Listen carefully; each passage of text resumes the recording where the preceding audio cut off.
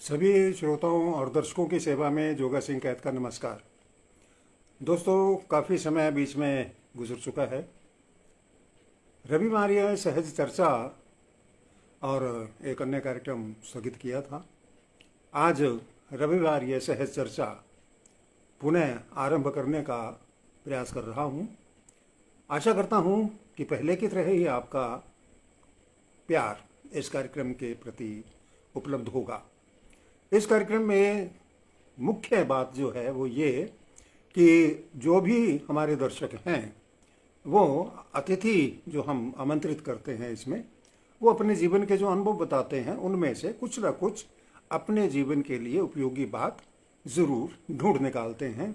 Motivational programme है ये, और मोटिवेशनल प्रोग्राम में आपको निश्चित रूप से लाभ होगा और हुआ भी है, जैसा कि फीडबैक हमारे पास पहुंचती रही है। तो आज हम पहला कार्यक्रम बहुत ही अच्छे मौके पर दोबारा लेकर के आने का प्रयास कर रहे हैं। धम्म चक्र प्रवर्तन दिवस की पूर्व संध्या पर आज हमने सादर आमंत्रित किया है आदरणीय श्री BL पारस साहब को, जो साहित्यकार भी हैं, हिंदी राजस्थानी में रुचि रखते हैं और इसके साथ साथ बौद्ध साहित्य में भी आपकी बहुत रुचि है।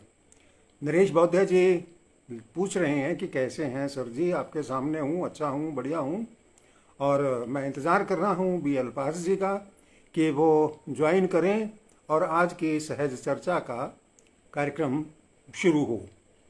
और बाकी जितने भी मित्र जुड़े हैं और भी जो हैं जिनके पास संदेश पहुंच चुका है लाइव आने का, वे सब लोग इस कार्यक्रम के साथ जुड़ें और इस कार्यक्रम को ज़्यादा से ज़्यादा शेयर करें। BL पारस साहब उपस्थित हो गए हैं, मैं अभी उनको जोड़ता हूं। नमो बुद्धाय सभी के लिए लिख रहे हैं। ये कार्यक्रम कू ऐप के ऊपर, ट्विटर पर, इंस्टाग्राम पर, मेरे प्रोफाइल पे आप देख ही रहे हैं, फेसबुक पेज पे और यूट्यूब चैनल पर भी उपलब्ध रहेगा। तो निवेदन है कि आप यूट्यूब चैनल को सब्सक्राइब करें, शेयर करें, लाइक करें और हमें थोड़ी सी हिम्मत दें काम करने के लिए। और मैं अब ज़्यादा बात ना करते हुए, ओम कुमार जी कहते हैं कि बुद्धम शरणम गच्छामि। जी, एक सीरियल मैंने शुरू किया है धम्मपद से, वो 2 एपिसोड आप रोज़ देख ही रहे हैं मेरे चैनल पे, और मैं अब BL पारस जी को ज्वाइन करवाता हूँ ताकि आज की कार्रवाई शुरू की जा सके।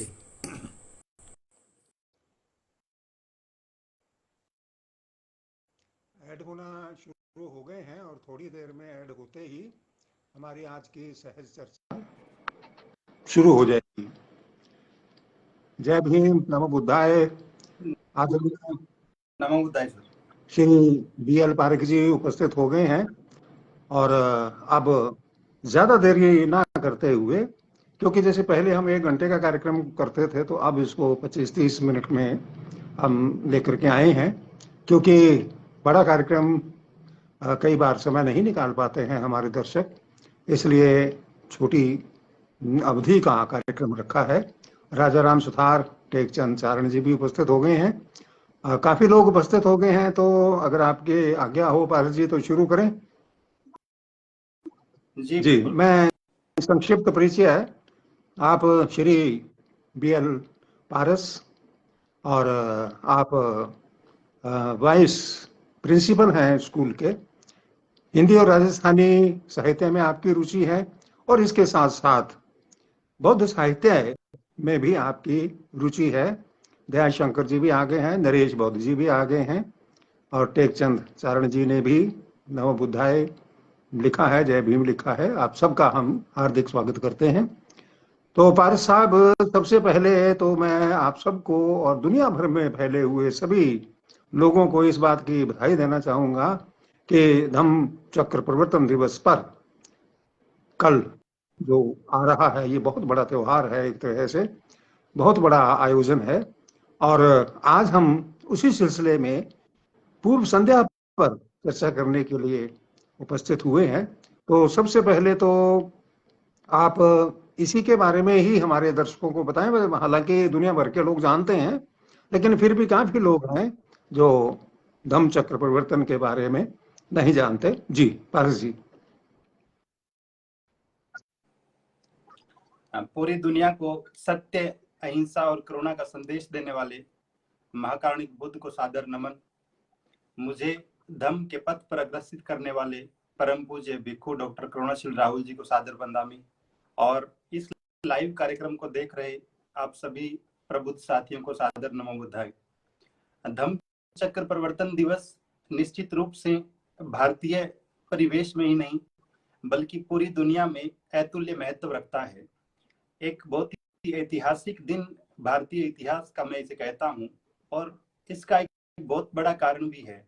हम सब लोग इतिहास में पढ़ते हैं कि जब गृह त्याग के बाद शाक्य गणराज्य के राजकुमार सिद्धार्थ ने गृह त्याग कर दिया, और उसके बाद अलग अलग जगहों पर भटकते हुए जब अंततः गया में 35 वर्ष की आयु में उन्हें संबोधि प्राप्त हुई, ज्ञान प्राप्त हुआ, और ज्ञान प्राप्ति के बाद सबसे पहला जो सवाल, सबसे पहला जो संशय उनके मन में आया वो ये था कि मैंने एक अद्भुत धम्म का, एक नए धम्म का आविष्कार तो कर लिया है, लेकिन जब उन्होंने अपने आसपास नजरें दौड़ाई, लोगों को देखा, तो वो जमाना, वो दौर ऐसा था जब हर कोई कर्म कांडों में उलझा हुआ था, हर कोई बलि देने में उलझा हुआ था, यज्ञों का बोलबाला था। तो राजकुमार सिद्धार्थ जो बुद्ध बन चुके थे, उन्हें ये महसूस हुआ कि यदि मैंने अपनी इस वैज्ञानिक दृष्टिकोण वाली व्यवहारिक बातें लोगों से साझा की, तो इस बात की भी संभावना है कि लोग मेरी बात को, मेरे विचारों को समझ न पाए, या फिर ये भी हो सकता है कि वो समझ तो ले लेकिन स्वीकार न करे।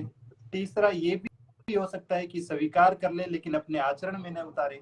तो इन सारी चीजों को सोचते हुए संबोधि प्राप्ति के बाद भी बुद्ध जो है वो संशय में थे कि मैं अपना ज्ञान बांटूं कि नहीं बांटूं, और अंततः वो निश्चय करते हैं कि मैं इसे अपने तक ही सीमित रखता हूं। लोगों का स्तर ऐसा नहीं है कि उनसे ये बातें साझा करी जाए। लेकिन उनके एक और परिचित, एक और हिस्टोरिकल कैरेक्टर आते हैं भारतीय इतिहास में, उनका नाम था सहमति। जब उन्हें ये खबर मिलती है कि महाकारुणिक बुद्ध जो है संबोधि प्राप्ति के बाद ज्ञान बांटने से विमुख हो रहे हैं, तो वे पहुंचते हैं महाकारुणिक बुद्ध के पास और निवेदन करते हुए कहते हैं कि आपने जिस अद्भुत धम्म का आविष्कार किया है, खोज की है, वो निश्चित रूप से असंख्य प्राणियों का कल्याण करने वाला है, और यदि आप इस नेक कार्य से विमुख हो जाएंगे तो न जाने कितने लोग कल्याण से वंचित रह जाएंगे। तथागत कहते हैं कि मैं इसलिए आशंकित हूं कि लोग समझ नहीं पाएंगे। फिर निवेदन करते हैं कि जिस तरह से किसी ऊंचे पर्वत शिखर पर खड़ा हुआ आदमी अपने चारों तरफ खड़े हुए, नीचे खड़े हुए लोगों को देखता है, ठीक ऐसे ही तथागत इस वक्त आप प्रज्ञा के शिखर पे खड़े हुए हैं, और ये चारों तरफ आपके जो लोग दुख के सागर में डूबे हुए हैं, यदि आप इन्हें धम्म की राह बताएंगे तो निश्चित रूप से इनका कल्याण होगा। महाकारुणिक बुद्ध को लगता है कि सहमति की बात तो ठीक है, इस पर विचार किया जाना चाहिए, और अंततः फिर दुनिया से विमुख होने की बजाय और उस ज्ञान को खुद तक ही सीमित रखने की बजाय वे फैसला करते हैं कि मैं इस धम्म का उपदेश दूंगा, इसकी देशना दूंगा और जन जन तक इसे पहुंचाऊंगा। जब संपत्ति ये बात सुनता है तो वो इतना प्रफुल्लित होता है, और बाबा साहब डॉक्टर अंबेडकर ने जीवन के अंतिम दिनों में एक बहुत ही चर्चित सा ग्रंथ लिखा, द बुद्धा एंड हिज धम्मा। उसकी पेज नंबर 97 में बाबा साहब संपत्ति की बात को लिखते हैं कि संपत्ति महाकारुणिक बुद्ध को सहमत करने के बाद कि वो ज्ञान का प्रचार करेंगे, जब वापिस लौट रहा था रास्ते से अकेला, तो अकेला ही खुशी में झूमता हुआ जा रहा है और ये घोषणा करता हुआ जा रहा है कि लोगों को खुशियां मनाओ, हमारे सम्यक संबुद्ध ने एक ऐसा कल्याणकारी मार्ग ढूंढ लिया है जो सारी दुनिया के दुखों को दूर कर सकता है। और एक बहुत ही मजेदार सेंटेंस लिखते हैं बाबा साहब, लिखते हैं, संपत्ति घोषणा करता है कि जो जख्मी हैं, जो आहत हैं, वे अपने जख्मों को भर लें, जो प्यासे हैं वो अपनी प्यास बुझा लें, जो भूखे हैं वो अपना पेट भर लें, जो पीड़ित है, प्रताड़ित हैं, वो अब खुशियां मनाएं, आप सबको हौसला देने के लिए महाकारुणिक बुद्ध आ रहे हैं। तो यहाँ से शुरुआत होती है उस ये टर्निंग पॉइंट एक तरह से भारतीय इतिहास का, जब महाकारुणिक बुद्ध ये तय करते हैं कि मुझे अपने ज्ञान का प्रचार करना है। फिर उनके मन में ये सवाल आता है कि मैं अपने ये विचार सबसे पहले किससे साझा करूं। तो 29 साल की उम्र में गृह त्याग के बाद 35 साल की उम्र में उन्हें संबोधि प्राप्त हुई। तो ये जो 6 साल का पीरियड था, इस पीरियड में वो बहुत सारे लोगों से मिलते हैं और उन्हें ख्याल आता है अपने गुरु आचार्य आलार कालाम का, जिनसे उन्होंने ध्यान साधना सीखी थी। उनको लगता है कि सबसे पहले उन्हें ही बताना चाहिए ये धम्म, लेकिन फिर पता चलता है कि उनके आचार्य का परिनिर्वाण हो चुका था।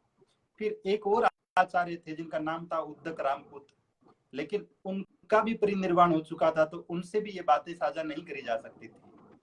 फिर तथागत को ख्याल आता है अपने उन 5 परिव्राजक साथियों का, जो गया में निरंजना नदी के किनारे पर इनके साथ बैठे थे, इस संकल्प के साथ कि हम तब तक नहीं उठेंगे जब तक ज्ञान प्राप्त नहीं हो जाता, न कुछ खाएंगे न कुछ पिएंगे। लेकिन तथागत ने, राजकुमार सिद्धार्थ ने संबोधि प्राप्ति से पहले चूंकि सुजाता की भेंट की खीर ग्रहण कर ली थी, इसलिए 5 परिव्राजक साथी उनसे नाराज होकर कि आपने संकल्प तोड़ दिया है, कहीं दूर चले गए थे। तथागत को ख्याल आता है कि उन 5 से बेहतर और कौन हो सकता है, उन 5 ने मेरी खूब सेवा भी की थी, तो क्यों न मैं अपने धम्म का उपदेश सबसे पहले उन्हीं के साथ साझा करूं। और फिर पता चलता है कि ये 5 परिव्राजक सारनाथ के इसी पतन मृगदाव में रहते हैं, इन दिनों वहां साधना कर रहे हैं। तथागत वहां पहुंचते हैं और त्रिपिटक साहित्य में हम पढ़ते हैं कि जब तथागत सामने आ रहे थे, 5 उन्हें आते हुए देखते हैं, तब 5 आपस में बात करते हैं कि देखो वो गौतम आ रहा है, वही गौतम जिसने अपना संकल्प तोड़ दिया था, जिसने अपनी काया को क्लेश देने की बजाय, भूख से पीड़ित रहने की बजाय खीर खा ली थी और हमारा साथ छोड़ दिया था। तो एक परिव्राजक कहता है कि गौतम आए चाहे कोई आए, मैं उसे नमस्कार तक नहीं करूंगा। दूसरा कहता है कि मैं उसे पानी तक नहीं पिलाऊंगा। तीसरा कहता है मैं उसके लिए आसन तक नहीं लगाऊंगा। लेकिन जैसे जैसे महाकारुणिक बुद्ध नजदीक आते जाते हैं, 5 एक साथ उठते हैं, एक उनके लिए दरी ले आता है, दूसरा पानी ले आता है और तीसरा उनके चरण धोने लगता है। और तथागत के चेहरे को देखकर उन्हें महसूस होता है कि इन्होंने सच में कोई धम्म का आविष्कार कर लिया है, कोई नई चीज खोज ली है जो हम सब आज तक वंचित रहे हैं। फिर हेलो हाय के बाद जब वो 500 एक साथ पूछते हैं बुद्ध से कि क्या आप अब भी काया क्लेश में अपने शरीर को कष्ट देने में भरोसा करते हैं, तब तथागत कहते हैं नहीं, मैं बिल्कुल भरोसा नहीं करता हूँ। और फिर वो अपनी बात को बढ़ाते हुए कहते हैं कि देखो परिव्राज को, दुनिया में 2 तरह की हत्या हैं। एक तो वो लोग हैं जो बिल्कुल ही काम भोग में डूबे हुए हैं, और दूसरे आपके जैसे लोग हैं जो बिल्कुल काया को क्लेश देने में न कुछ खाते हैं, न कुछ पीते हैं, न ठीक से पहनते हैं, अपने शरीर को कष्ट देते रहते हैं। मैंने जिस चीज की खोज की है वो मध्यम मार्ग है, और वो ये कहता है कि न तो आपको अत्यधिक भोग विलास की जरूरत है और न ही अत्यधिक शरीर को कष्ट देने की जरूरत है, हमें बीच का मार्ग चुनना चाहिए।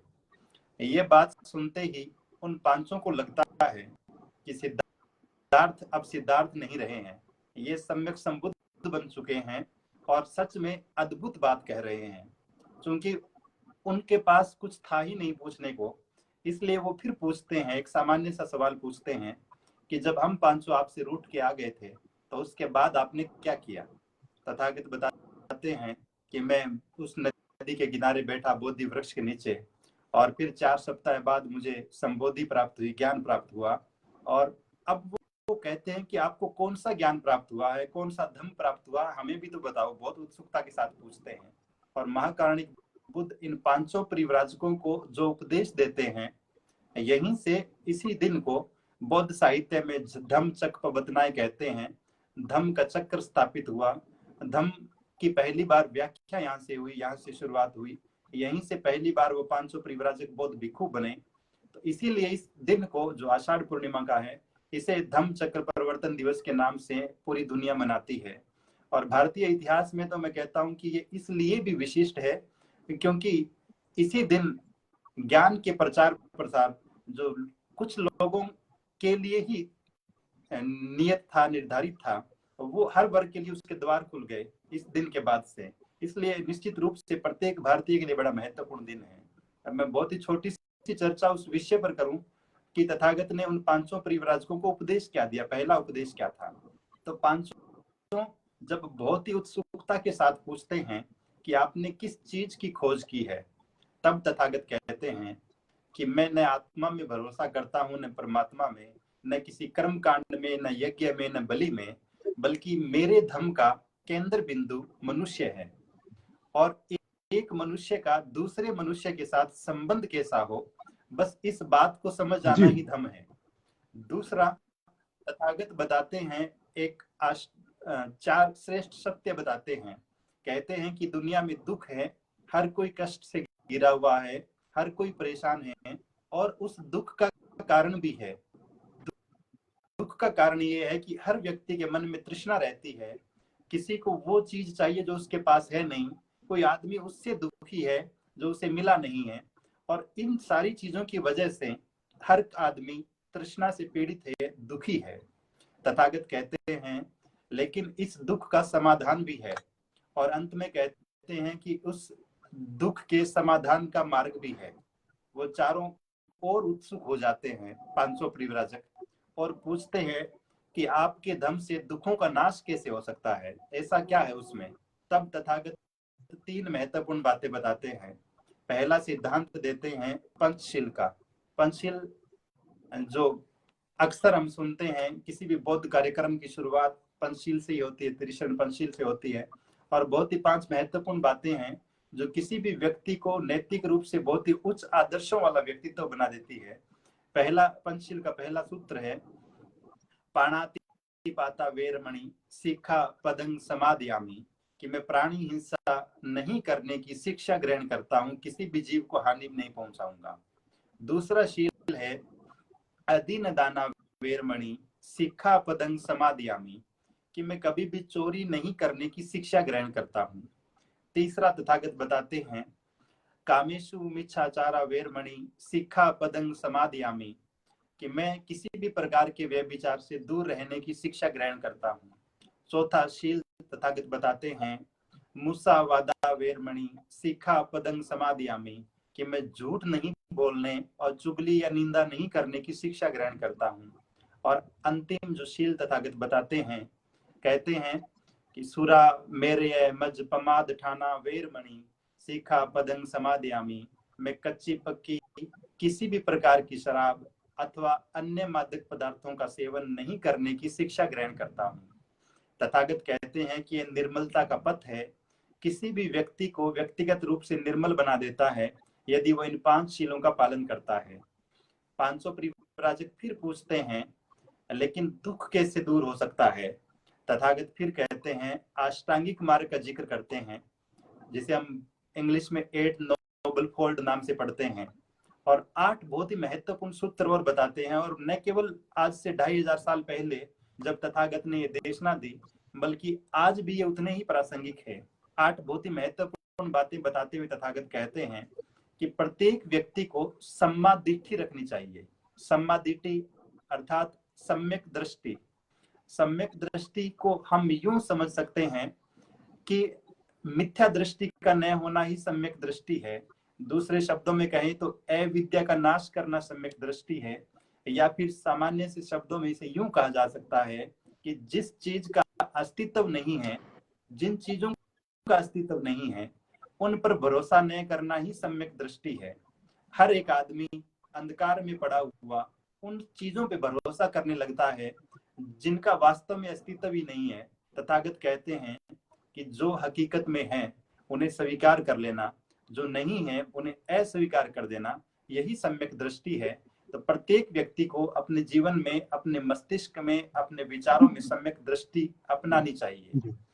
दूसरा अष्टांगिक मार्ग का सूत्र बताते हुए तथागत कहते हैं सम्मा संकल्प, अर्थात प्रत्येक मनुष्य संकल्प लें अच्छे काम करने का, खराब चीजों से दूर रहने का, कि मैं क्रोध नहीं करूंगा, उसकी बजाय मैं करुणा का भाव रखूंगा, मैं दया का भाव रखूंगा, मैं ज्ञान प्राप्ति हेतु संकल्पित रहूंगा। अष्टांगिक मार्ग में तीसरा जो सूत्र बताते हैं वो है सम्मा वाचा।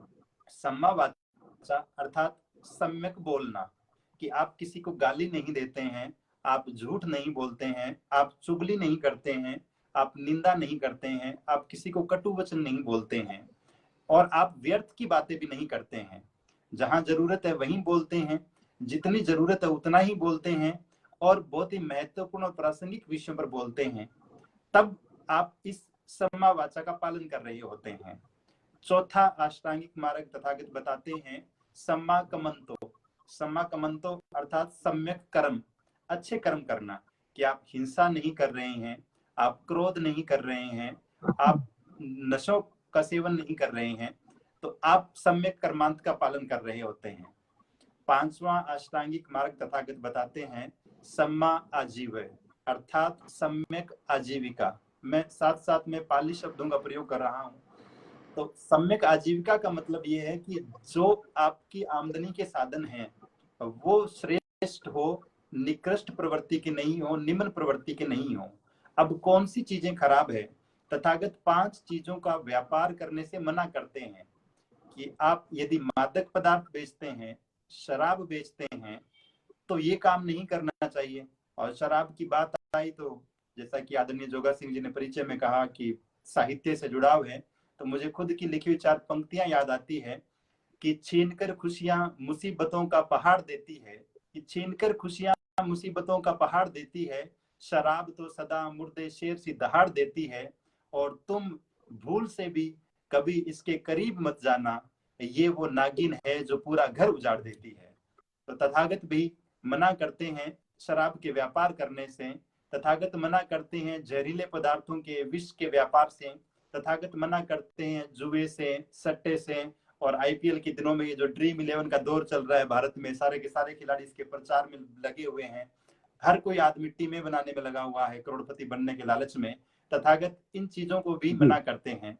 साथ ही तथागत मना करते हैं कि आप प्राणी हत्या करने वाले हथियार यदि बेचते हैं जिनसे जीव हत्या होती है, तो ऐसा व्यापार भी नहीं करना चाहिए, ये भी सम्यक आजीविका नहीं है। छठा जो अष्टांगिक मार्ग तथागत कहते हैं वो है सम्मा व्यायामो, सम्यक व्यायाम। व्यायाम का मतलब एक्सरसाइज नहीं है जो सुबह सुबह लोग करते हैं। इसका मतलब ये है कि अपने मन को इस ढंग से तैयार करना कि वो निरंतर प्रयास करता रहे, अभ्यास करता रहे, अच्छी चीजें सीखने का और गलत चीजों को छोड़ने का अभ्यास करता रहे। सातवां जो अष्टांगिक मार्ग है तथागत बताते हैं सम्मा स्मृति, अर्थात सतत जागरूकता का अभ्यास करना, कि आप निरंतर अच्छे अगर हैं, अच्छी स्टेज पे हैं, तो अच्छा बनाए रखते हैं खुद को, वहीं पे स्थिर रखते हैं खुद को। अंतिम जो अष्टांगिक मार्ग में 8वां जो तत्व है वो है सम्मा समाधि। इसका मतलब ये समाधि, बोलचाल की भाषा में तो हम कहते हैं कि उसने जीवंत समाधि ले ली, मतलब मिट्टी के नीचे दफन हो जाना। लेकिन तथागत का जो अष्टांगिक मार्ग है उसमें सम्मा संवादी का अर्थ ये है कि आप निरंतर ध्यान साधना करते हुए, मेडिटेशन करते हुए अपने चित्त को एकाग्र बनाए रखते हैं, उसे शुद्ध बनाए रखते हैं। तो ये 8 महत्वपूर्ण पथ बताते हैं तथागत, जो प्रत्येक व्यक्ति के दुख दूर कर सकते हैं व्यक्तिगत रूप से, और ये पूरे लोक के लिए कल्याणकारी है। यदि आप हिंसा नहीं करते हैं तो आपका पूरा का पूरा समाज सकारात्मक रूप से लाभान्वित होता है। ठीक ऐसे ये सारी बातें मानने वाला समाज निश्चित रूप से कल्याणकारी होता है। और अपने उपदेश के अंतिम भाग में तथागत जिक्र करते हैं, एक शील पथ बताते हैं जिसमें 10 पारमिताएं बताते हैं। दान की बात करते हैं, शील की बात करते हैं, निष्क्रम्य की बात करते हैं, प्रज्ञा की बात करते हैं, शांति की बात करते हैं, सत्य की बात करते हैं, उपेक्षा की बात करते हैं, मेता की बात करते हैं। और कुल मिलाकर सत्य, अहिंसा, करुणा, इन 3 शब्दों में गुंथा हुआ उनका प्रथम उपदेश। इसे सुनने के बाद पांचों के पांचों भिक्षु जो हैं, वो परिव्राजक जो हैं, वो जिन्हें बाद में पंचवर्गीय भिक्षु कहा गया, वो उस राजकुमार सिद्धार्थ को जिसे वो छोड़कर चले गए थे, अब सम्यक संबुद्ध के रूप में नमन करते हैं और कहते हैं कि आप आजीवन हमें खुद के शिष्य के रूप में स्वीकार करें। और तथागत फिर पाली भाषा में कहते हैं एही भिक्षुओ, आओ भिक्षुओ। और फिर वहां से ये धम्म चक्र परिवर्तन होता है, पूरे देश के लोगों के लिए ज्ञान के द्वार खुलते हैं। और इसी दिन से बौद्ध भिक्षुओं का वर्षावास भी शुरू होता है, क्योंकि उस दौर में बरसात ज्यादा होती थी, आवागमन के साधन नहीं थे। तो बरसात के समय में सारे के सारे भिक्षु किसी विहार में, किसी बाग में इकट्ठे होकर एकत्रित रहते थे, और वो निरंतर ध्यान साधना करते हुए, बौद्धिक चर्चाएं करते हुए, धम्म चर्चा करते हुए अपने आप को अपडेट करते थे। तो कुल मिलाकर तथागत का पहला उपदेश ये था, और इसी महत्व की वजह से इसी दिन को धम्म चक्र परिवर्तन कहते हैं कि धम्म का पहिया यहीं से आरंभ हुआ, जिसने कालांतर में पूरे भारत को बौद्ध में बनाया, पूरे दक्षिण एशिया को अपनी चपेट में लिया, और आज दुनिया भर के लोग महाकारुणिक बुद्ध की शिक्षाओं को प्रासंगिक मानते हुए अंगीकार कर रहे हैं। तो मेरी बात तो समाप्त हुई। अब आपका कोई सवाल हो या फिर किसी श्रोता ने कमेंट करके कुछ पूछा हो तो आप पढ़ सकते हैं। धन्यवाद। बहुत बढ़िया आदरणीय BL पारस जी, आपने बहुत ही कम समय में सारगर्भित बातें हमारे दर्शकों को बताई हैं, और सभी दर्शकों ने नमो बुद्धाय लिखा है, जय भीम लिखा है, नमस्कार लिखा है, और आपको और आपकी जानकारी को बहुत ही उपयोगी माना है। और ये कार्यक्रम जैसा कि सब लोग जानते ही हैं, बीच में स्थगित कर दिया गया था, तो आज से, और ये भी पूर्व संध्या बहुत ही शुभ है कि ये कार्यक्रम फिर से शुरू हो रहा है, और इसी तरह से हमारे दर्शक जुड़े रहें।